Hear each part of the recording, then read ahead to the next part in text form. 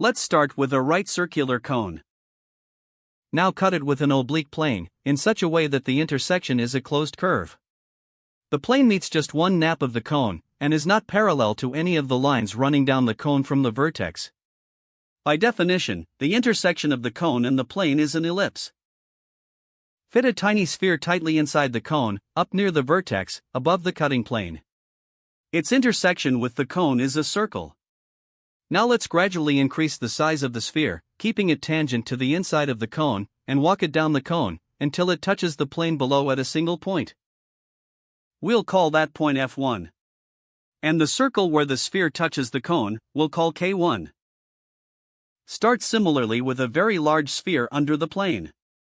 Gradually decrease its size and move it up the cone, until it touches the plane above at a single point. We'll call that point F2, and its circle of tangency with the cone, K2. Now both spheres are tangent to the cutting plane, and tangent to the cone. Let P be any point on the ellipse. Draw a line from P through the cone, up to its vertex S.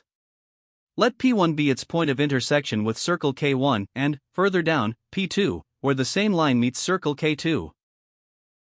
Let's rotate our view a little, for a clearer look at the whole picture.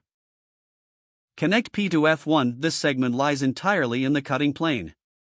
Now, PF1 equals PP1, because each of these represents a segment tangent to the small sphere, from the external point P.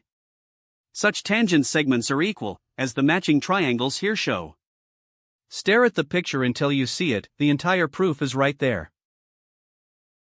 In exactly the same way, PF2 equals PP2, because both of those segments are tangent to the large sphere, from the external point P.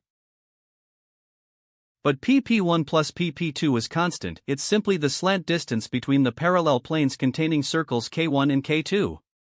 Watch as P slides all the way around the ellipse, that sum never changes. It follows that PF1 plus PF2 is constant, and that is the focal property of the ellipse, with foci F1 and F2. PF1 plus PF2 equals PP1 plus PP2, a constant.